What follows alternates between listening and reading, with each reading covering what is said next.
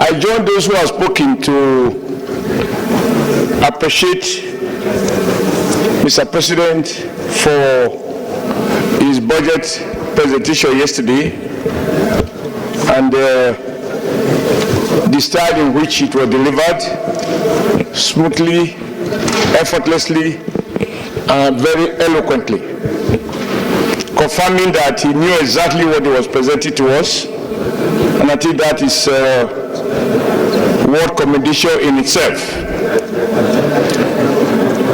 Mr. President, like others have said, when I was in the trade unions, we used to question why government should devote so much resources to defense at the expense of education, healthcare, infrastructure.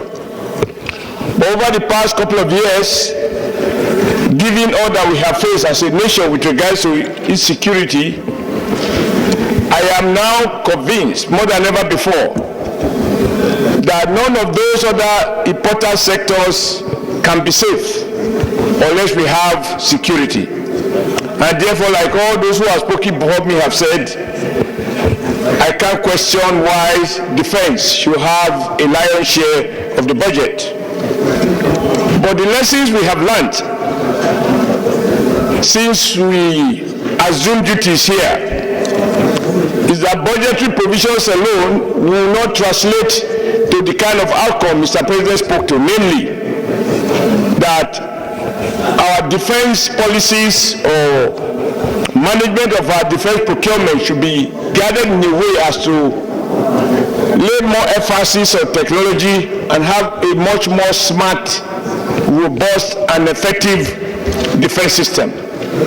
This will require that our defense committee, which happily is chaired by the immediate past Senate President, that our defense people need to be refocused. Even the issue of the defense, when I live in Kaduna, we find that Daikon, at a point Daikon was producing furnitures.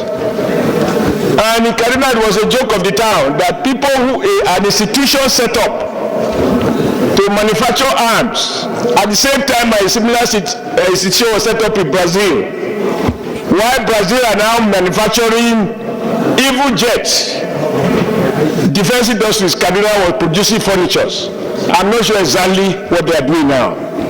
But just to say that my experience has taught me that throwing money at people without assuring that they use the money strictly for the purpose for which it was appropriated can only lead to what I call goal displacement, replacing popular goal with what is convenient to those who are charged with the responsibility of managing resources that are appropriated for them. I also believe that the right emphasis was placed on health, on education, etc. I don't think any of us here will question those, because over the past 1 year, I can't count how many universities and how many colleges of education or how many technical skill acquisition we have set up. All of those will require resources to fund if they are signed into law. The key issue, Mr. President, that I think our Senate, particularly with reference to our Finance Committee, are chaired by Sani and Abiru and others, I want your attention. This time around, the Senate, through your committees, must ensure that the budget is based on 1,500 naira to the dollar. Everything must be done to ensure that the naira is protected.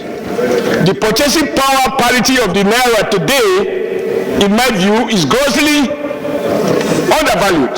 The naira can buy in Nigeria much more than a dollar can buy in US. And to remove speculation from our economy, leading to hyperinflation, Nigeria needs to be certain that nothing will make the naira depreciate any further. That will require that the Senate committees, as appropriate, working with CBN, monetary authorities and the fiscal authorities, must guide jealously this figure. We should take them as a decree just to emphasize my concern about it, that nothing should make the dollar fluctuate further so that there will be price stability. The target of Mr. President, which he read to us and many of us claimed, was that from current level of inflation that is averaging around 30%, that the target is to cut it down to 15%. What that means is to protect and even enhance our real living standard. Now, to achieve 15% inflation, we require that the exchange rate remains stable as a precondition for general price stability in the economy. The inflation we have faced is not a result of more money chasing few goods, or what the economists call demand pull. The inflation we have faced is the result of cost push. Central to that cost push is exchange rate. That is why we can't speak too much about the need to ensure that this figure in the budget is realized throughout the year. Lastly, I'm happy with the President's emphasis on returning the manufacturing sector, because all of us here are under pressure from young men and they're not so young for jobs. Those jobs will not be created by bankers or by banks. They will be created by the civil service. They will be created by conditional cash transfer. They can only be created by the manufacturing sector.